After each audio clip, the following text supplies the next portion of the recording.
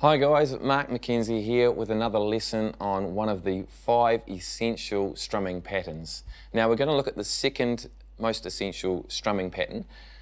This one I like to call the slow rock strumming pattern. Slow rock meaning a little bit more of a slow rock ballad type of strumming pattern, and you'll see that more as we get into it. So what I'm going to do is just break that slow rock strum down a little bit straight away so you can hear what I'm talking about, and then we'll show you how to do that. So I'm just going to use the G chord and strum the strumming pattern once.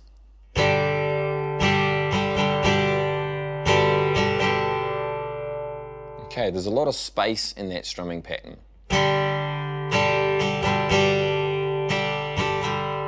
The reason for that is it gives it that feel of being slower, more laid back, sort of rock style strumming pattern.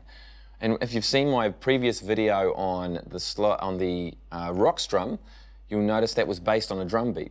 Well, same thing with this one. Similar sort of thing. We've based it on a slow rock style drum beat. In this case, you can sort of hear a drum beat there.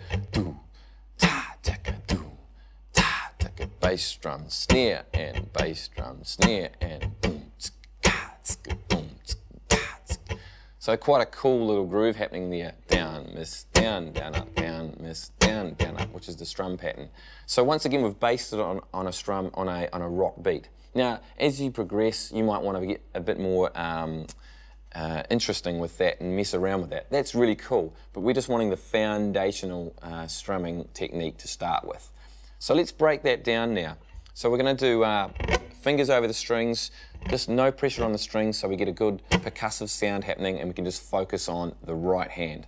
Okay, we're going to start with a nice strong down. Simple, real easy start. The next part is a part that usually trips up most of my students, and it's the second part of the strum. It's what I call the miss. We simply miss all the strings completely. Strum, and then we do a downstroke and we miss the strings completely. That seems really weird to do. It's kind of counterintuitive. You really don't like not strumming the strings when you strum, and it feels like, well, why am I doing that? Why don't I just not strum? Why don't I just wait for the next strum to turn up? Well, the reason is it's like a spacer. It's a guaranteed little space of time that happens because your arm is swinging that keeps perfect timing happening the whole time you're strumming. So I'll do that for you. Down, miss, then we follow it with another downstroke. That makes sense now when we start adding it on. That gives us the spaciousness of the strum. Down, miss, down. So down, miss, down is what we're aiming at. When you're practicing that, I want it to be steady and slow. Down, miss, down. Not erratic, so it's like a down, yet miss, down. Or down, miss, down. Down, miss, down. I don't want that. Just steady, constant moving of the tick-tock motion. Down, miss, down. Down, miss, down. And seriously, even though that seems really simple, that is the hardest part of the strumming pattern. You need to make that last, as in go over and over and over that part and you'll be fine. Down, miss, down. If you have any issues with the strumming pattern, come back to that part of the strumming pattern and it'll come together for you. Down, miss, down. Okay, get on with it, Mark. Okay, let's do the next bit. Down, miss, down, down. We're adding one more down to that strumming pattern. Still tick-tocking. Down, miss, down, down. Same thing, have a pause. Down, miss, down, down. And once you've played that, I'd say 20 times, you're ready to move on to the next stage, which is adding an upstroke at the end. Now the upstroke is going to come straight after the last down. So it's going to go down, up at the end of the strumming pattern. Down, up. Not down, wait, up. That's the trap that people get into when they see the strumming pattern. Down, and so it's down, up. Let's go over that strumming pattern. Down, miss, down, down, up.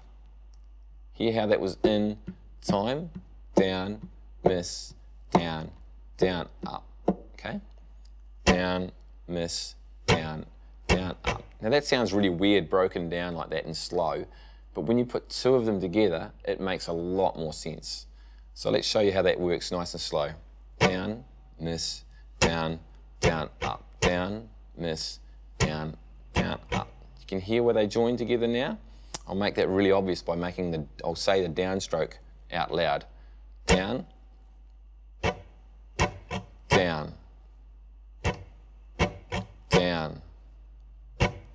can now hear where that strong beat is for the beginning of each of those strumming patterns. When you combine two of those together, it makes 4 beats in a bar. If you're not sure about what that means, it'll become clear later on. Basically, it means a bar of music.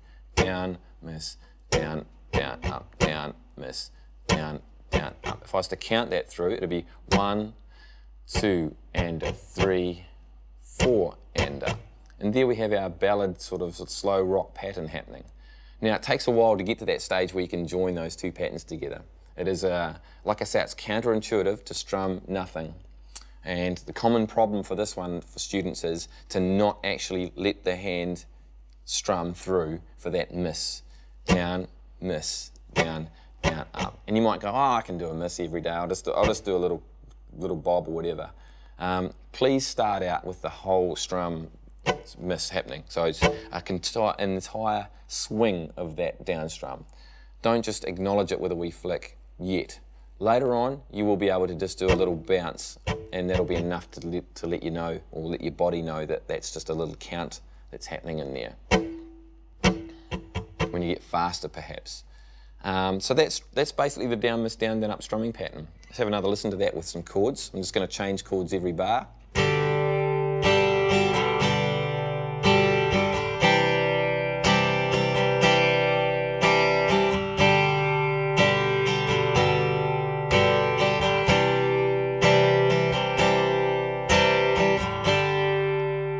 Very cool, and you can hear that slow rock thing happening. If you were to try the normal rock strum with that, it would speed the whole thing up and make it sound totally different. Now